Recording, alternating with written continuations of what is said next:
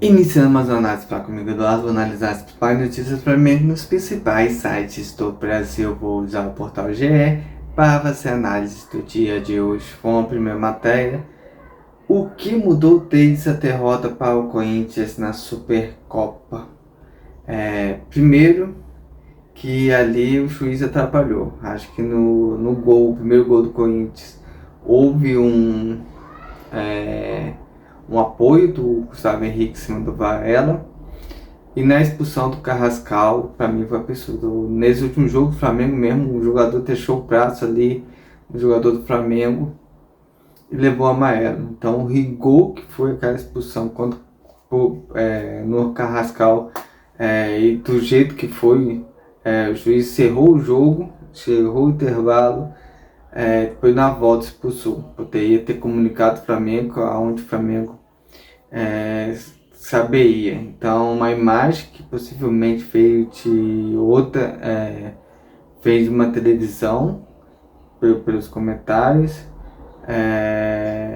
onde um participante ali que não poderia comentar comentou sobre o fato. Então, assim, inclui vários erros ali que prejudicou o Flamengo naquela derrota para o Corinthians na Supercopa. Mas falando do lado do futebol, o Flamengo não estava bem fisicamente, mentalmente o Flamengo não estava preparado para aquela final.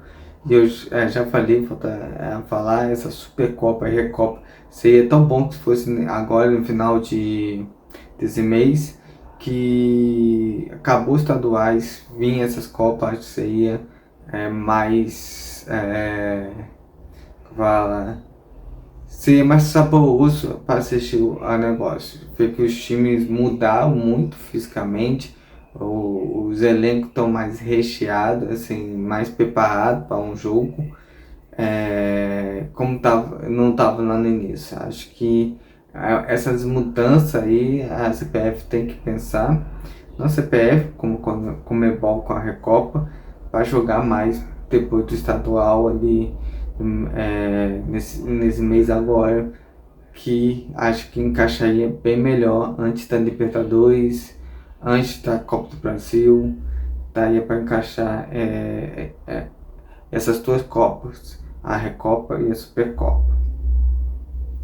Então a parte física do Flamengo não estava legal, mentalmente o Flamengo estava meio confuso, tinha que recuperar no Carioca a classificação que não veio, jogador chegando, no caso do Paquetá tinha acabado de chegar, disputou sua primeira partida naquele jogo contra o Corinthians, Carlos fez um gol, por pouco não fez o gol do empate, de 1-1, estava 1-0, o Corinthians teve a oportunidade de fazer 1-1, antes do Flamengo ir tomar o segundo gol. Então, o que mudou para mim foi isso. Hoje o time do Flamengo está bem fisicamente e taticamente está evoluindo na mão do Leonardo Jardim. Outra notícia do portal GE: Corinthians terá que pagar multa se escalar Alan. Ver como é as coisas, né? Alan no Flamengo nem tinha espaço. O Flamengo prestou pro Corinthians e o Corinthians vai ter que pagar caso coloque ele vai jogar. Pode ver como no Flamengo alguns jogadores estão sobrando, por questão que o nível do Flamengo é muito alto. Então é algo para a gente repensar antes de criticar o futebol do Flamengo. Claro que vai ter jogos que o Flamengo não vai conseguir o resultado por causa de um sistema defensivo bem encaixado do adversário, uma coisa, um erro ou outro de um jogador, algo normal, são seres humanos, pode errar, mas o elenco do Flamengo é muito alto, um nível muito bom. Quem sai do Flamengo com certeza vai para outro clube, é titular absoluto. Foi o próprio René, que no Flamengo era tão criticado, hoje é titular do Fluminense, põe o Arana no banco, Guilherme Arana, que poderia estar na Copa do Mundo. Então você vê como o nível do Flamengo é um nível alto. O próprio Arão, que está sendo titular no Santos como volante, apesar da idade, o Flamengo é tão criticado. Então você vê como o Flamengo tem um nível alto no seu elenco. Então é algo assim para pensar e falar, pô, eu tô criticando demais o Flamengo. Vamos mais notícia. Léo Ortiz inicia ano difícil para trás. Perdão, repetir. Ortiz deixa início de ano difícil para trás e recupera prejuízo com o Jardim. Zagueiro faz o primeiro gol em 2026 e encata sequência sem ser vazado e lidera a estatística de match de passe certos no Brasileirão. Sim, Léo Ortiz tem muita capacidade. Nesse jogo contra o Remo mostrou que estava veloz. O Aleph Manga teve uma bola que disparou na frente, chutou, ele chegou a tempo de travar o chute do jogador e jogar a bola para escanteio. Então, fisicamente ele já recuperou. A qualidade dele no passe sempre foi uma qualidade assim que chamou a atenção, a qualidade de saída de jogo dele. Quando chegou no Flamengo, chegou atuando como volante. O Fabrício Bruno, até na época, era o zagueiro principal, zagueiro de seleção brasileira. Ele chegou, tomou a vaga do Fabrício Bruno e ali subiu muito seu nível. Então, tornou o zagueiro titular, fazendo a dupla Leléu na zaga do Flamengo. E fazer gol, bola aérea, sempre uma arma do Flamengo, tanto ele, tanto o Léo Pereira, são bons cabeceadores e aproveitam demais a bola aérea. O Danilo mesmo como zagueiro fez o gol do título da Libertadores, também tem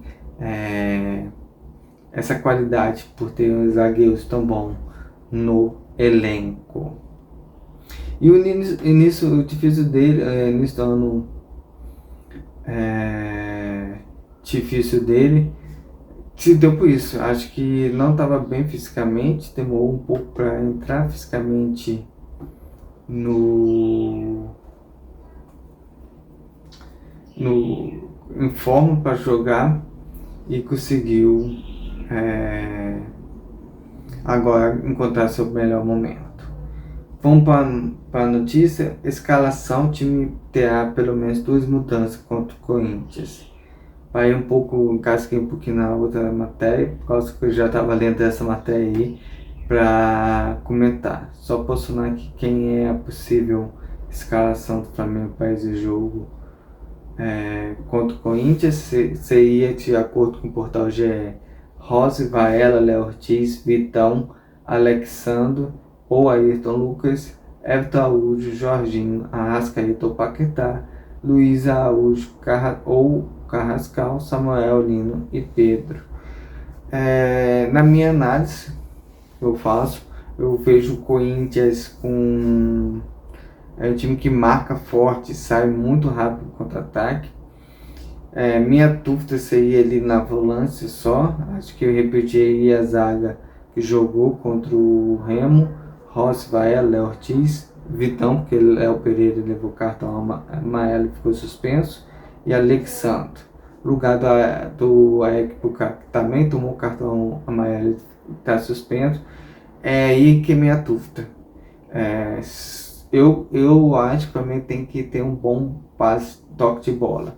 A minha dúvida seria se eu começaria com Everton Araújo ou começaria com De La Cruz, que teria um pouquinho mais de Jorginho e estaria a De La Cruz sair bem na bola. Acho que o Corinthians marca muito forte e tem um jogador com um passe bom para ajudar o Flamengo no ataque.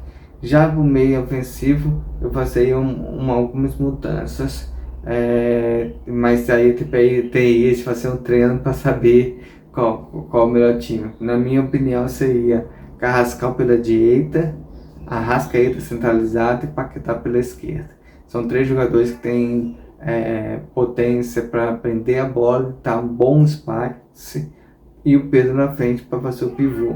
Eu acho que eu jogaria nesse esquema com Rossi, Varela, Léo Ortiz, Vitão, Alexandre, Jorginho, De La Cruz, Carrascal, Arrascaeta, Paquetá pela esquerda e com os laterais subindo para tentar o cruzamento. O lado direito para mim seria um lado onde o Flamengo ia buscar mais, concentrar suas forças, porque se um cruzamento da direita para a esquerda, encontraria 3 jogadores na área com cabeceio, que seria Paquetá, Arrascaeta e Pedro.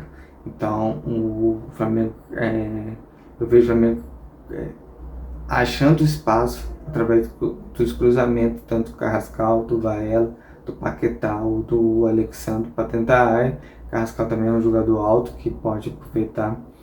Pensar que eu já não vi gol de cabeça, mas acho que o Flamengo poderia ir pelas linhas de fundo, achar esse espaço para entrar na zaga do Corinthians, que normalmente joga com 3 zagueiros, é um volante que faz o terceiro, um zagueiro. Então acho que é um jeito que o Flamengo poderia achar ali espaço. No mais, eu creio que o Corinthians joga naquele sistema, uma linha média ali, marcando forte, com jogadores de muita força física. Então eu exploraria mais essa qualidade de jogo, com passe de bola, tentando achar o espaço sem afobação, sem tentar o drible e errar o passe, não dando chance para o Corinthians contra-atacar, como o Remo no primeiro tempo. Um jogo Flamengo aproveitou muito os erros de passe para que puxasse contra-ataque. O Corinthians tem qualidade no ataque, com seus atacantes, então o Flamengo tem que ter esse receio. Essa é a minha visão para o jogo contra o Corinthians. Vamos ver o que Leonardo Jardim pensa para o jogo de amanhã. Lina alcança o mesmo número de 2025 em meta de jogos. Samuel Lina acho que vai crescer demais. Acho que nesse sistema que ele usou contra o Remo é o ideal. 2 pontos que vão para tentar a área, que parte para cima, que é o Lino e o Luiz Araújo.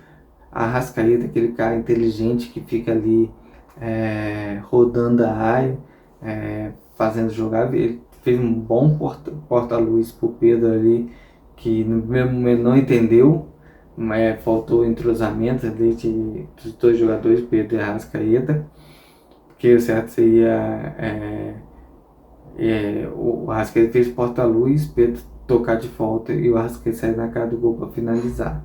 Mas Pedro lutou, a bola espirrou e Luiz Araújo estava próximo ali, aquele ponta que aproxima do centroavante. Então ele aproveitou para fazer o terceiro gol. Mas eu acho que o Samuel Lino vai ganhar muito mais espaço que no ano passado por essa questão. Já o Cebolinha é aquele jogador que finaliza muito a gol. É isso aí, acho que eu vou encerrar. Só que ia falar do Sub-20, que deve jogar também